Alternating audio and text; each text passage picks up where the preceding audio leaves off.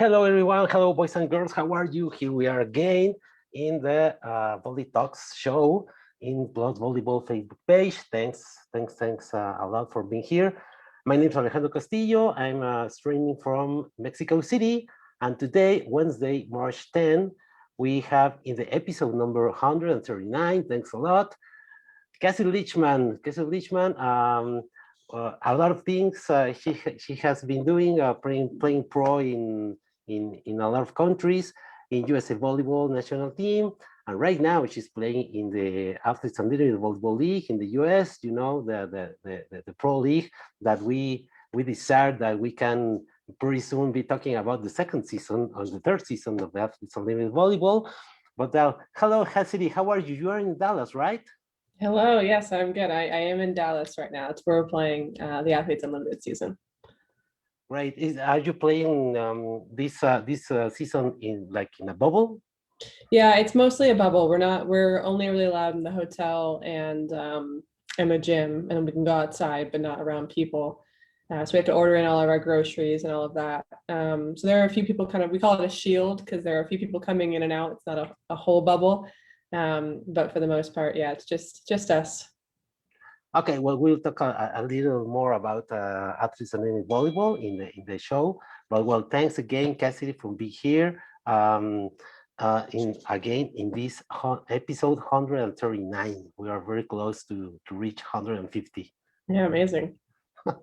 Thanks again. Well, Cassidy Lichtman, I have to say that she has been player of the USA volleyball team from 2011 to 2016. Were you in the team that won the World Championship in 2014? Yeah, I wasn't on that trip, but I was on the team then. Yeah. Great. And she played pro volleyball in Azerbaijan, China, Poland, and what more? Switzerland and France. France. Which country did you enjoy most playing volleyball? Living in the south of France was very nice. It's a good place to live, right around the beach there. But overall, I think China, in terms of just the level of volleyball, the season's short, which is really nice for us. They pay well, so I think overall China was probably the best. But living in the French Riviera, that's the place I would live again. Yes, I can imagine that. Well, in which year did you end up playing overseas? Did I end? I ended in 2016. Okay, the same year you retired from the national team, right? Mm-hmm. Yeah, I just played. I mean, the national team was my big dream, and so I played the national team for 5 years, and those same 5 years spent overseas. Great. Well, Cassidy also is in the board of USA Volleyball. She's in the Players Executive Committee, and she's also is that in the USA Volleyball or in the Athletes Unlimited? Mm-hmm. Athletes Unlimited, but you are also part of the board of the USA Volleyball, right? Yes. How can you describe your job in these two positions? I can imagine that you are involved in strategic planning, in thinking about what's coming next, right? Yeah, so for the board of USA Volleyball, they have seats for athlete representatives. So each of the indoor men's and women's teams, the beach men and women, and the sitting men and women each get a representative on the board. So I represent the indoor women. So I look out for everything that's of interest to that group, anything that's going to affect those players, but also just USA Volleyball as a whole, just as a board member and being interested in the business itself and how we're serving the membership. So it's everything from the budget to the strategic plan, the rules, all of that. And I also chair the Diversity, Equity, and Inclusion Committee for USA Volleyball. So looking at how are we growing the game in different communities and creating kind of a welcoming environment. And then for Athletes Unlimited, I am on the Player Executive Committee. So there are 5 of us in volleyball in this league who, Athletes Unlimited has a really big emphasis on being an athlete-led organization. And so all of the decisions that they're making about the league, from, what the venue is going to look like, to our uniforms, to the rules themselves, to which officials are coming, all of those decisions, they run by the athletes. So they come to our committee and talk to us about each decision. And when necessary, we can go back to the larger player group and talk to them about their opinions too. But it's really empowering to have a league come to you and ask, what you care about and what matters to you. Because that's not really something that normally happens in your overseas teams. Yeah, well, we'll talk. We will come back a little later to talk about these two positions. But let's talk about your college career. When did you start playing volleyball? Did you play at club level? Did you play another sport before volleyball? Please share with us something about that, Cassidy. Yeah, so yeah, I grew up loving kind of all sports. My mom played and coached volleyball, so I was in the gym from a really young age. I have a brother who's 2 years older, and he played volleyball, before I did, and played a lot of other sports. So anything he was going to do, I was going to do too. So when I was really young, I swam some. I was a swimmer. I played Little League baseball, and then kind of growing up through middle school, I was playing volleyball, basketball, and softball. But volleyball was kind of my true love, from the beginning. And from when I was really little, my mom brought us to practices with her and kind of gave us a ball and said, "Go entertain yourself." And I started playing club when I was 10. That was my first team, and so played all the way up through middle school and high school, and started getting recruited around the time I got into high school. And then ended up getting to go play at Stanford. Well, you were born in Southern California, San Diego, so it was pretty obvious to start practicing volleyball, right? Yeah, I mean, California is definitely a hotbed of volleyball. There's just so much going on there and so many clubs. I played for San Diego Volleyball Club for my whole career. And yeah, it's just a great kind of community to grow up in. And like I said, since my mom was part of the sport too, I got to see a lot through her coaching and even just her playing with her friends and learning from the older women. And they taught me a lot about just kind of the history of the game and the players who came before me, and just gave me a lot of kind of insight into all of volleyball. Great, Cassidy. And in those early years, have you always played only indoor or also beach? What do you think about beach volleyball? Yeah, I played a little bit growing up. Indoor was always kind of my first priority, but growing up in Southern California, obviously the beach is right there. And so usually when I was a kid, I would play maybe a tournament each summer. Not enough to consider myself a beach player, but we would always go and start the tournament and just kind of during pool play get my sand legs back, and then by the time we got to playoffs, I'd feel good and we'd end up doing well. But I was in college right before beach became a collegiate sport, so I didn't play in college. And then kind of later when I went back to coach, I played a little bit with our beach coaches who were training, Lauren Fendrick and Carissa Cook, who were training for the ABP. So I would just go and I've played for fun many times, but never professionally or competitively. Well, and then you went to Stanford. Did another schools have approached you or made a call? Did you have another offers of colleges besides Yeah, Stanford? yeah, definitely. I was looking all over. Definitely all over the Pac-10 at that point, now the Pac-12, the kind of the West Coast, and then some within the Midwest. Just depending on which schools were looking at me, I needed kind of someone with my skills. The last 3 that it really came down to at the end were Stanford, Washington, and Minnesota. All really great programs. Washington had just won a national championship. Minnesota had just, I think, lost in the finals in the national championship. So really strong programs, really great coaching. And when it came down to it, it was just Stanford was the best fit for me, and it's a tough place to turn down. Yeah, I can imagine. It's a great school, Stanford, of course. And what about your college career, about volleyball, about Final Fours, about the NCAA championship? Yeah, I had a really interesting collegiate career, partly because I I'm a little bit unusual in that I changed positions a lot. Most people are very, very specialized. And when I came to Stanford, they didn't even tell me what position I was going to play. They were just like, you can come, there's a scholarship for you, and we'll kind of see what happens. And so I decided to do that. And my first 2 years, my freshman and sophomore year, we played in the Final Four. We made the national championship match both times, lost to Penn State both times. It was a really kind of a high point in college volleyball. You know, we had Faluk Akinradawo and Alex Kleinman and Cynthia Barbosa, really kind of half the future national team. They had the other half. They had Megan Hodge and Alicia Glass and Krista Harmato and Nicole Fawcett. And so we had a lot of great battles with those teams. So we got second my first 2 years, and then my junior and senior year, we were in the tournament. I think we got to the Elite Eight or something, and just missed out in the Final Four.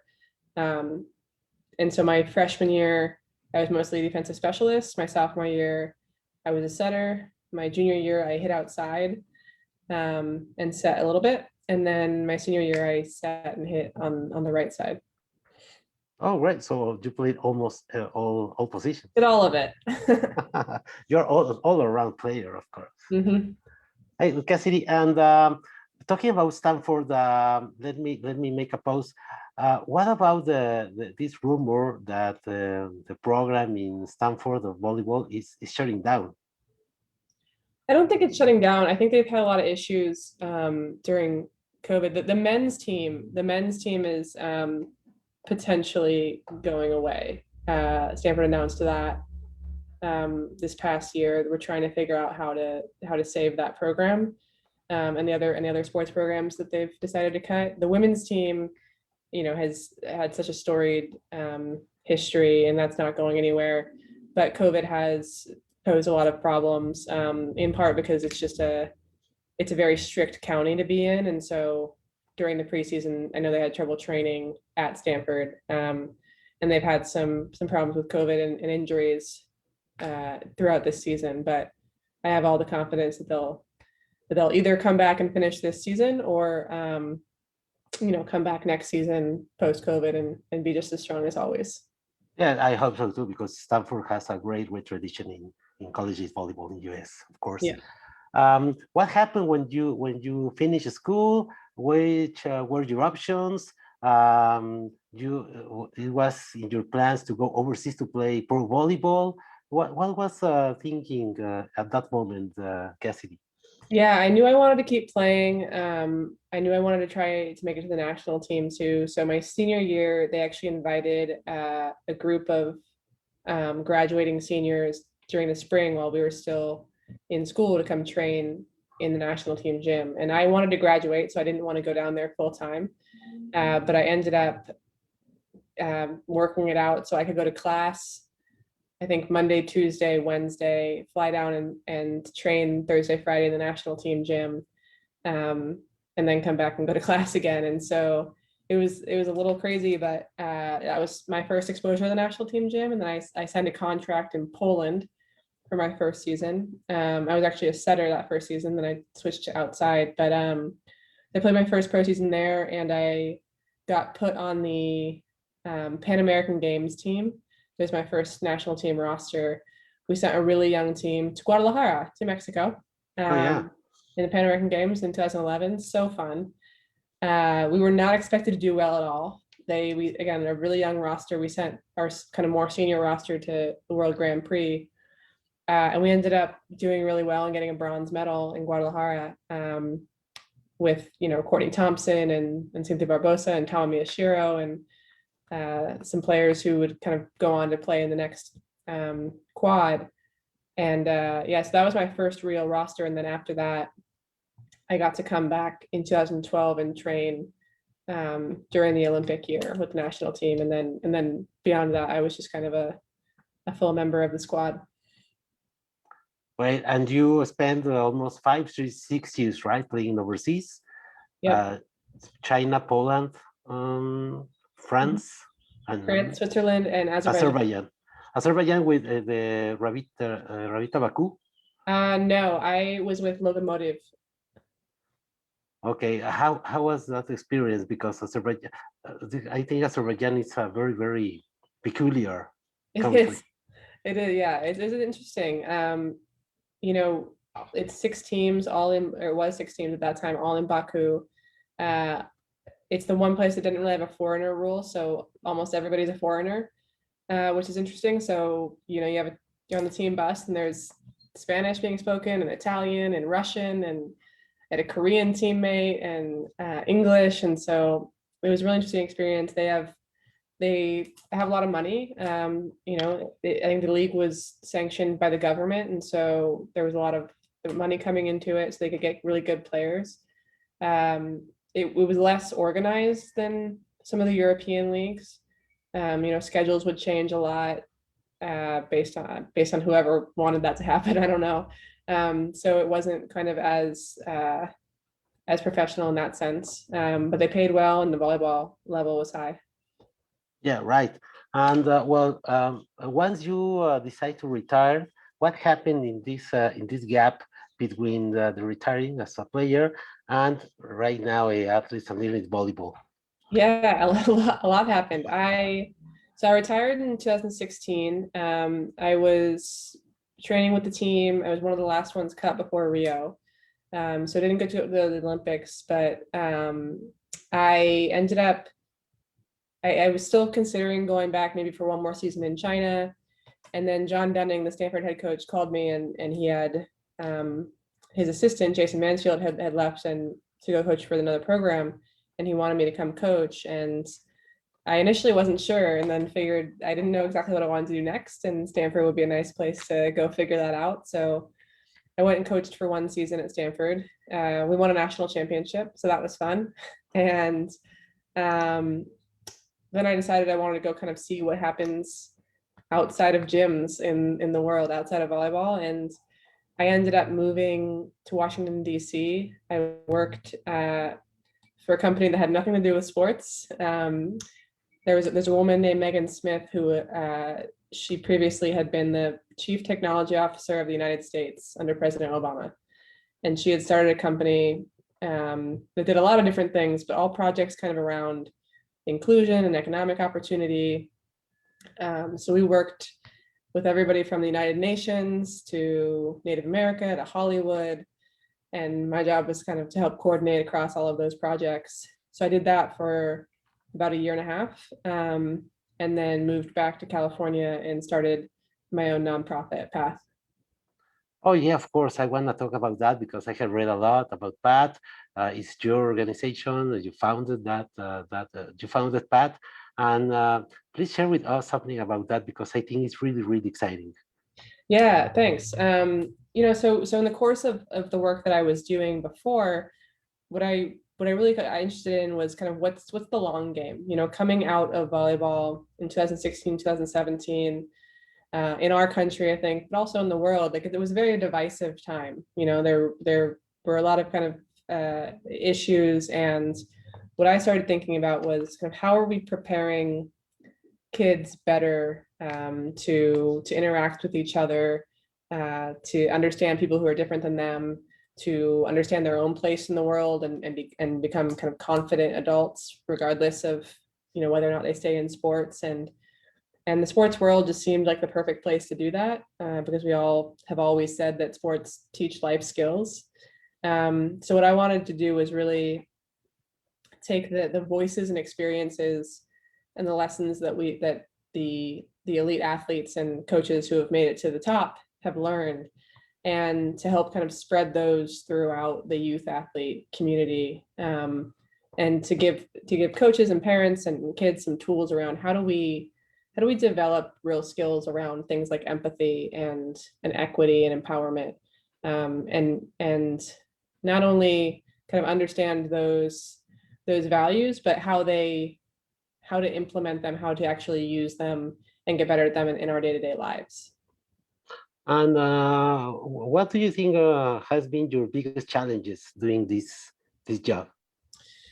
I think the biggest challenge, has been the world's challenge, which is COVID over the last year, and just, how do how do we raise money to do what we do, and how do we do it without being in rooms with people. And so, like you've known a lot over Zoom, which has actually worked out really well. Because the challenge that we don't have is that people tend to say yes. So we've had, Steve Kerr and Apollo Ono and Karch Karai, excellent athletes and coaches who have agreed to work with us. And there's been, great response from kind of youth coaches and the youth sports world that they really value the content and these skills. And so all of that has been excellent. And so now it's just about kind of growing it and ensuring that we can keep doing it sustainably for a long time. And well, I can assume that you are not only focused in volleyball, but in all sports. Yeah, I think, yeah, exactly. All of these things are not sport specific. All the skills, the human skills that we'd like to learn that make you better athletes, but also prepare kids just for adulthood. Those go across sports, across gender, for boys and girls. And so we're really trying to create things that are going to speak to broad audiences, that we think are really universal skills that we all need to get better at. Well, let me tell you something, Cassidy. I am right now head of marketing of CONADEP. CONADEP in Mexico is the association, the sports association for private schools in the whole country. Okay. We have we started with football. We are more recognizable in football, but we have 18 sports, and we have schools since elementary school to college. Okay, middle, high school, etc. Almost 10,000 athletes, students. So this year, especially, I have been in 2 forums: the SIGA Youth Festival, located in England, and the Global Sports Week, who was hosted in Paris, France. And in all of these international forums, they don't discuss about the athletic abilities. They don't discuss about the training skills. They talk about gender equality, social justice, inclusion, development, and that's why for me it's very, very interesting what you are doing, because yeah, it's important to do sports, to develop athletic skills, but I think it's also more important to develop the person, to develop the soft skills that prepares young girls and boys for life, for adulthood, right? What do you think about that? Yeah, exactly. I mean, we know that less than 1% of kids who play sports are going to go on to be professionals. And even the ones that are, they have to retire at some point. And then they can unretire like I did, but they have, you can't play sports forever. And so, we have to prepare them with the skills that they're going to need, regardless of whether they're athletes or coaches or anything else in the world. And like I said, I firmly believe that this also makes you a better athlete. How you're going to interact with somebody who you work with later on in your life can also be drawn back to how I interact with my teammate and how I can be the best teammate to them. If we think about the things that make great athletes, that make great team cultures, I think they're the same things that make great business people and make great workplace cultures, or make great parents, or all of those things. And so it's really just about breaking those skills down, and not telling kids just, hey, be confident or be kind, but breaking it down to like, what does that really mean? In the same way that if somebody comes into a volleyball gym, I don't hand them a ball and tell them, here, go serve this. Like, we break it down to the toss and the hit and all of the fundamentals. And so what we're trying to do with Path is break down these other skills into the fundamentals and talk about how you're going to use them in your sport and how you're going to use them in your life. Great. Thanks, Cassidy, for sharing. And what does mean PATH exactly? It's P/ATH. It has some meaning. Yeah, it stands for Progress Through Athletics. Progress Through Athletics. Yes. Oh, great. Thanks. Let me write it. And you can find it at pathsports.org. Again, PATH? Pathsports.org. Pathsports.org. Okay. What do you think are the next steps for Pat? What's coming in the next few years for Pat? What do you want? Yeah, I think we're going to continue to grow, our library of content and work with partners within the community to make sure that it's being used and to answer questions about how to best use it and all of that. And what I really want to build is an ability to have it be kind of a two-way channel, to be able to send out this content and have people use it, and then respond back with how they used it, what their kids thought. I think kids are ingenious, and so just giving them these kind of lessons and then letting them figure out what they want to do with it and how they want to put it to use within their own communities, and then we can hear back what they've done and be able to spread kind of best practices to everyone else. So that's what I want to do, is really build a community that's all kind of really dedicated to these kinds of values.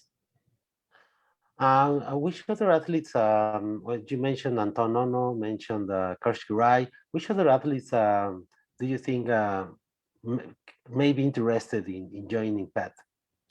I think there are so many. It's just about getting to them and asking. I have my dream athletes, like a Steph Curry would be amazing, or a Serena Williams. But we definitely want to grow and make sure we're diverse across sports. I have a couple of soccer players who I've reached out to, or football players. There's a few in tennis that I know about, baseball. So I think we have really strong, right now in kind of volleyball, softball, basketball, and we're getting into football, American football. So that's just what's always in the back of my mind, is how can we diversify across sport and make sure we have great people on the men's and women's side, and then just who are the people who I just feel like really kind of embody these values in the sports world. Okay, well, I wish you the best for Pat, and Thank you. if I can help you in something here in Mexico, please Great. let me know. Great, thanks. Okay, well, let's go back for two really issues for me. USA Volleyball and athletes and athletes volleyball. First, in the USA Volleyball, how much do you think USA Volleyball have changed in the last 4 years under the leadership of Jamie Davis? And what do you think can be happened in the next few years? Yeah, I think Jamie's done a great job. He's so interesting because he didn't come from the volleyball world. He's a business guy, he's a marketing guy. And I think that's really great for us, because we have tons of people who know volleyball. We know our sport really well, but what we need to figure out is how to best grow as an organization and serve the client, the membership. And so I think that's been his real focus in a lot of ways, and also just kind of uniting this big structure under kind of one overall banner. USA Volleyball is such a complex organization with, all of these different regions that are operating under it in the youth level and the national teams. And so there's just a lot of work that goes into trying to get all of those people kind of on the same path. And I think he's done a really good job with that.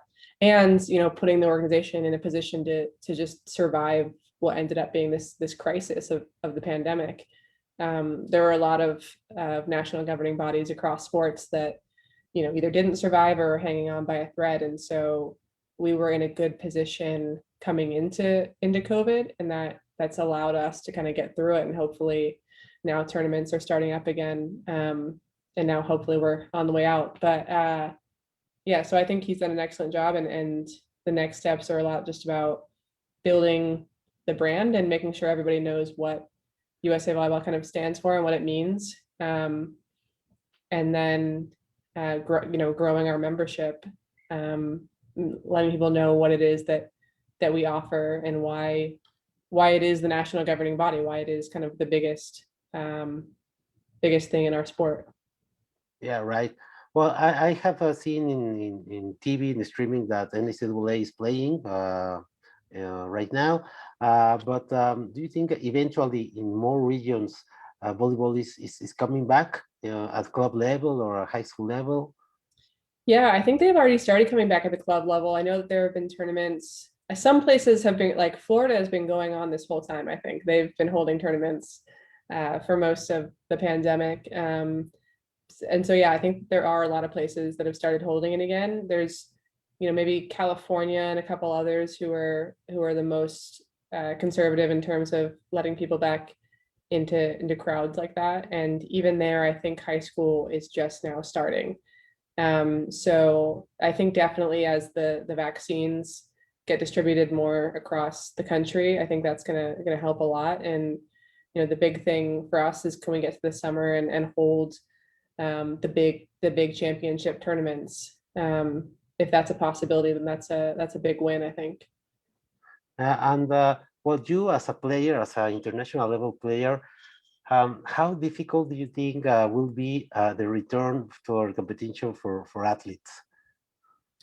Yeah, I think it's very difficult. A lot of athletes at the international level have been playing this whole time, overseas leagues. They've at least been trying to keep the leagues going. I know some of them have taken breaks here and there, but across Europe and Asia, I think they've done a pretty good job of being able to continue playing. I think for the national teams, it's been a little bit harder, but the hope is that they come back from their pro seasons, and they get right back in the gym and train for Tokyo. But just as an athlete in general, it's so hard to take time off and then get back into shape and find ways to keep yourself motivated when you can't go out and play your sport. And so as things start to open up a little bit, I think there's a lot of athletes out there who are just really excited to get back and play again. Yes, I think in a lot of countries, in Mexico and United States, people are, they want to play. They decide to play. They decide to go back to a court, to say hi to friends, to be outside, to get some sun, to get some air.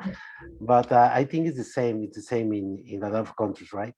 Yes. Yeah. I think it's the same everywhere. Like I said, there have been some leagues that are playing, but it's different. It's different anywhere you are in the world, and depending on how bad it is there. Um, but yeah, I know that the college teams were really excited to get back to play, and the kids playing club. I think it's the biggest thing for them. They've been waiting a whole year, and they're finally starting to get back to go to tournaments, which is amazing. Yeah, I can imagine that. Cassidy, and well, I want to talk about the athletes and then with volleyball. Um, what about well, I have been in the US for 3 or 4 world leagues in California, especially for one Olympic qualification tournament in 2012 for men's in the pyramid in Long Beach. I have a lot of friends in USA volleyball, and I am aware that for you guys in the United States, it's difficult to get people in the stadiums, right, in the arenas, because it's not MLB, it's not NFL or NHL. Uh, you have developed some different strategies across the years. This is not the first pro league in US. There has been another in the 70s. A lot of Mexicans went to play in a pro league in California, but it has been difficult. You have a very, very strong collegiate league, NCAA league, that I think some of or most of the teams can compete overseas in a pro league. But once you end school, you have to find somewhere to go to play overseas, no? And for that reason, USA Volleyball process almost 500, 600 transfers every year. I think that's great news. We in Mexico process 10 or 12 transfers every year. But at the end, it's great to have this league in the United States.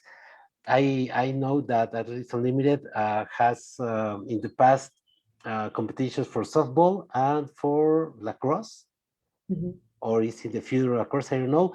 But how does volleyball fit in Athletes Unlimited? I wanna hear your experience, your point of view about this. Yeah. So they did start with softball. They'll have lacrosse later this year. And so we're their second sport. Yeah, I mean, I think it's been such a challenge figuring out how to run professional volleyball in the US, and the popularity of the sport has just grown consistently over time. and there is such a strong presence in college. It's probably the most popular, maybe along with women's basketball women's sport in college. So we think the audience is there, and it's just been about how to find it and how to make it sustainable. One of the reasons I think this model is interesting is that it does not depend on getting a lot of people physically in the stadium, which is especially good during COVID when we can't have people in the stadium. But the business model isn't dependent on that, and so I think that's really important. And then the format is really interesting. So we don't have, set teams, we don't have clubs, and we're not traveling. Even in a non-COVID year, we wouldn't be traveling anywhere. So it's everybody, all 45 athletes in one place. And each week we redraft the teams. So there are no owners or team managers. There's a kind of individual scoring system where you get points based on how much your team wins and how well you do as an individual, and the MVP voting. And the top 4 players each week become the captains, and they draft their teams. And so I think it's a really innovative format. It's exciting.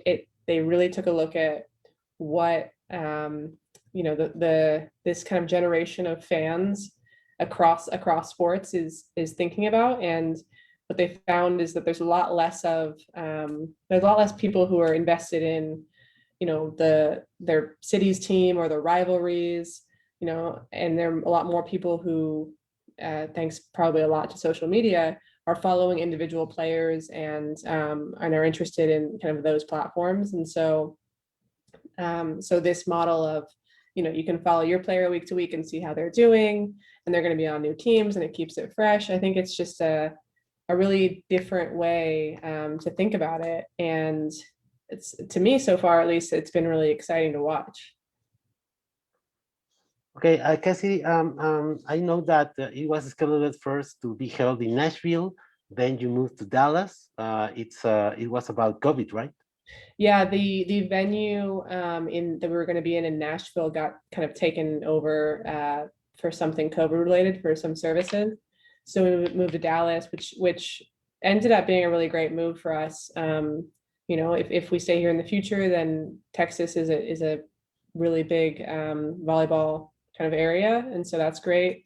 But I think the venue that we're in now also maybe opened up due to COVID. So we got shut out of Nashville because of it. But there was an opportunity to stay in Nashville, a different venue, but this one ended up being even better for us. And how different? What you have played overseas in 4 or 5 countries. How different is the feeling? The feeling of the league, of the players, the engagement with the fans, especially now that you have no fans in the stands.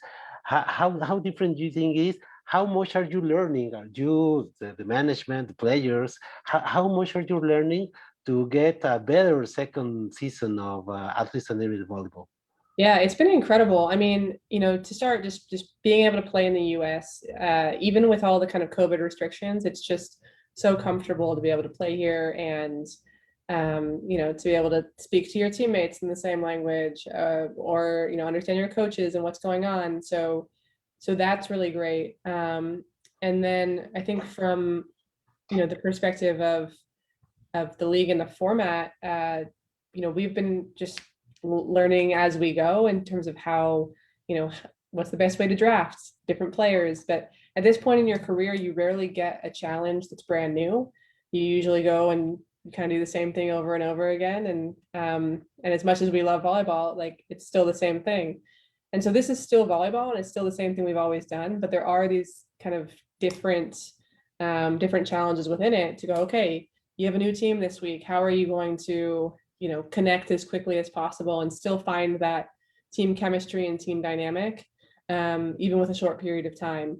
And so that's been really fun, just to get to know these players and have to kind of rethink strategies as you go.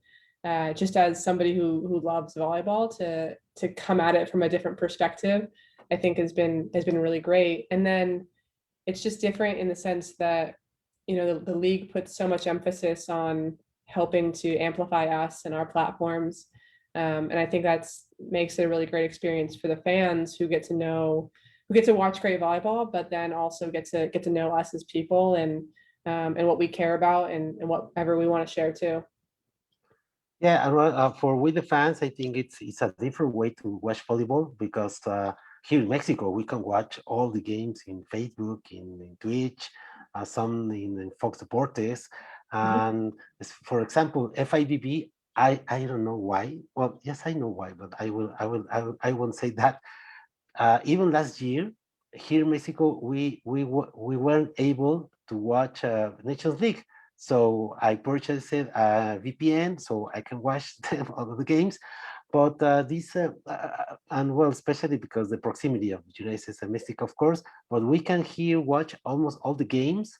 And I'm pretty sure that in Dominican Republic, a lot of people follows Betania de la Cruz, and in Brazil, a lot of people follow Sheila Castro, who also came out from retirement.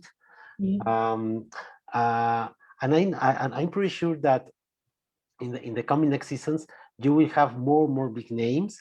Right now, well, you have the pro leagues playing in Europe, in Japan. No, it's difficult to get all those big names, but I'm pretty sure that in the next few years we will see more big names in athletes and volleyball. Yeah, I think so. I mean, we already have players, contacting us saying, I want in, next year or in the coming years. And yeah, just I think having started it with people like Jordan Larson from the very beginning, I think added a lot of legitimacy to it. And then, getting other kind of current and former national team players from the US. And then obviously, De La Cruz and Shayla, just to get names like that from overseas, some of the best players in the world, I think was amazing for us. But yeah, we're so excited about. I think we air in like 100 countries. We were super excited about Fox Deportes. I think we're one of if not the only league to debut to start in the U.S. and be broadcast in Spanish. So we're really excited about that because we know there's so many fans in Latin American countries, and so I think all of that is incredible. And we're just going to, as we get these international players, and obviously, the people from their countries tune in and watch too. But even beyond that, as we go to future seasons, hopefully, I think that Athletes Unlimited will just learn even more about where the audience is. And so while we're thrilled about being able to say that we're on national TV in the US, it's also incredible to be able to reach the larger volleyball community out in the world. Cassidy, and the schedule says 5 weeks. Will you have playoffs or not? It's a totally different format, right? Yeah, totally different format. So yeah, we'll go 5 weeks, and then they'll crown kind of an individual champion at the end of it. So whoever is at the top of the leaderboard at the end of the 5 weeks is the champion. And then we're all there's money on the line for all of us. So where you finish in the league, if you finish first or 10th or 30th, your bonus depends on that. So how much they're going to pay you on top of your salary is dependent on that. So that keeps it exciting and keeps everybody very motivated through the whole season. Next season, what do you see in the horizon? Maybe also next year, February, March, or playing in the spring and playing in fall. What about that? Yeah, I don't know for sure yet. We haven't discussed the details, but I think we're hoping definitely for a season 2. I know the athletes have loved the experience so far. They treat us so well and so professionally, and it's something that we haven't experienced. I think that very few female athletes experience in general. So I think we're excited about it. I would guess, if I had to, that this is a good time because normally the NC2A is not playing so at this time, and so it's nice to give people some volleyball to watch when college is not being played. And of course, you have to work around the national team schedule, so summer would be a tough time. So this seems, in theory, like a good time. It also allows people to go play in some leagues beforehand, like Jordan Larson, who was in China this year. So we'll see if that's what ends up working in the future, but I could see that happening. Great. Well, also I have personal point of view. I love volleyball, of course. I fell in love with volleyball in Los Angeles '84, watching that amazing national men's national team of USA winning the gold. I think one of the advantages of United Unlimited Volleyball is that it's not so formal. I think in the last 30 years, volleyball is a very, very ceremonial sport, very formal. You have to wear only these numbers. You have to wear this kind of uniform. And it's you have to paint the court in this way, only in this way. It's a thing I love about this league. Yeah, I think it really allows, what I really like is it allows, even as an athlete, allows you to be a little bit creative, or to take kind of ownership over your own game. And so, from the start of the league, we had 2 weeks of preseason, and we talked about sort of the systems and the kinds of things that we wanted to do. But there's no coach who's standing there saying you have to do it like this. And so it's up to you as an athlete and your teammates to figure out how it works best for you. And I love that. I love having the space to make my own choices, and to think about the opponent and what I think is going to work well in this match. I think it really makes you think about the game in new ways, and just gives you a little bit of space to be creative. And I think also that we get caught up sometimes in, like I said earlier, kind of the rivalries, and like we're the United States and that's Brazil, or it's the Lakers and the Warriors, or whatever the teams are. And the truth is, and this I think is across sports, that we all really respect and like each other. Like we played against Dominican Republic so many times, but I never really got to know Betty.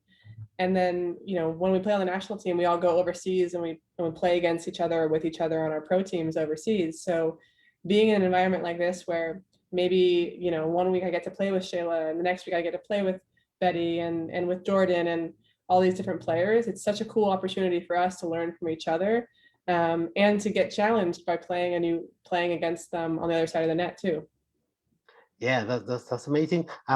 For example, a little example, if a player wants to play with the long bottoms versus short bottoms, it's her decision. If she wants to play with number 8 in the back, why not? I mean, it's just a number. Why not? That's the thing, is like, why can't we do these things? I don't know.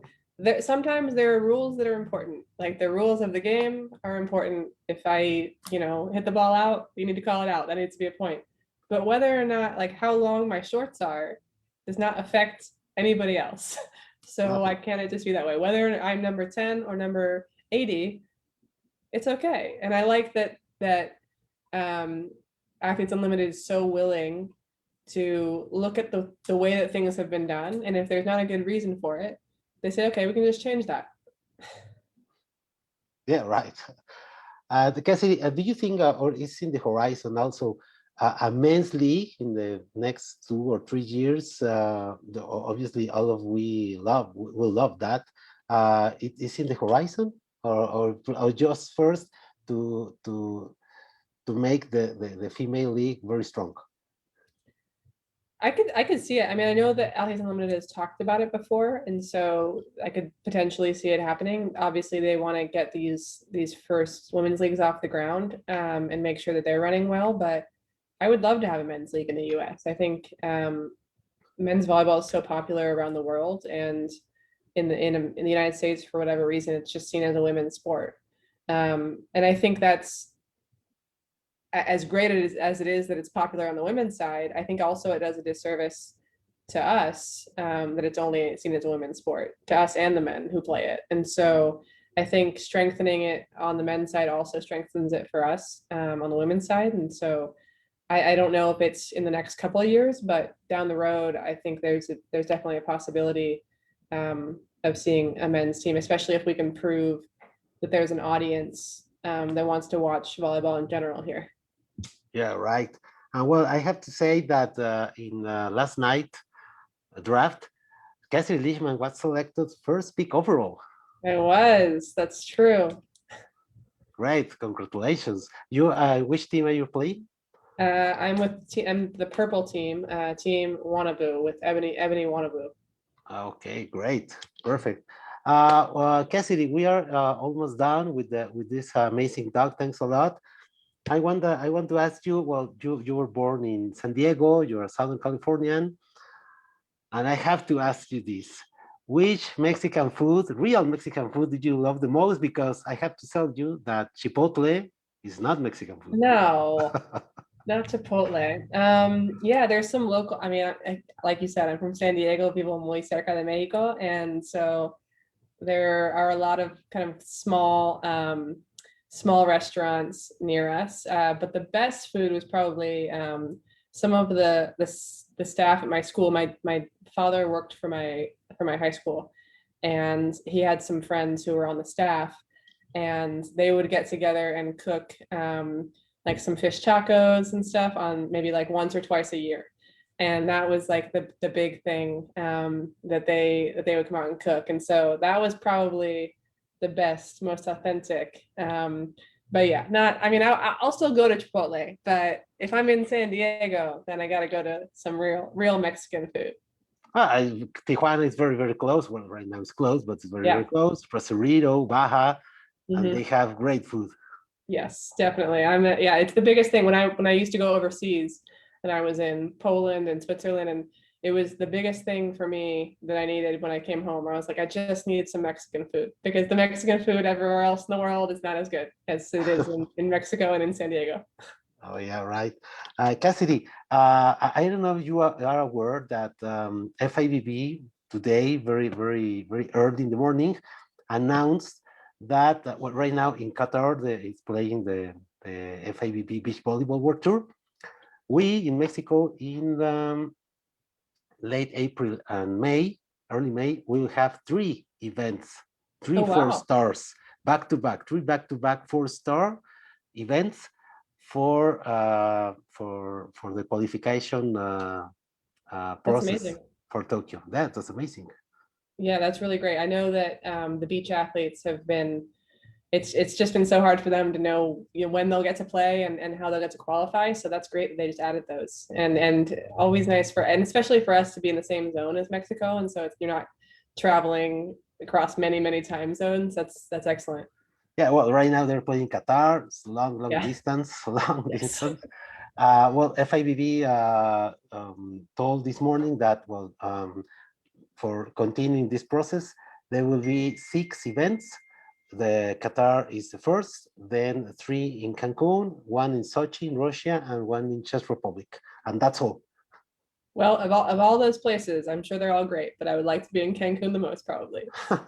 And then, well, in June we have the Continental Cup for beach volleyball in Colima, Mexico. Great place and great food in Mexico. Yes. Well, now you're just making me want Mexican food. Cassidy, thanks a lot. This has been amazing to have you here. Thanks for this talk, for giving us more information about Athletes Unlimited Volleyball, about Pat, about USA Volleyball. Thanks a lot. I don't know if you have some final words. No, just thank you. I'm excited that you're doing this. I'm excited that you've gotten so many great people from USA Volleyball and around the world. I think that's what we're all about, is just growing the game, and the volleyball community is just my favorite group of people, and so I'm happy to be given the opportunity to talk to them. Thanks, Cassidy. On Saturday, I will host my friend, John Park. John Park. Yeah. At 11 a.m. Mexico Central Time. He was referee for the first 2 weeks of Athletes Unlimited Volleyball. He's a great guy. Yeah, you tell him I said hi. Oh yeah, of course. Thanks a lot, Cassidy. I hope that another different players can be interested to be here in the Volley Talks, but well, we will see. Thanks a lot, Cassidy Lichtman, for being. Is Lichtman or Lichtman? Lichtman. Cassidy Lichtman, thanks again for being here in the Volley Talks episode 139. I'm very, very honored to have you here. Thank you. See you, Cassidy. Bye. See ya.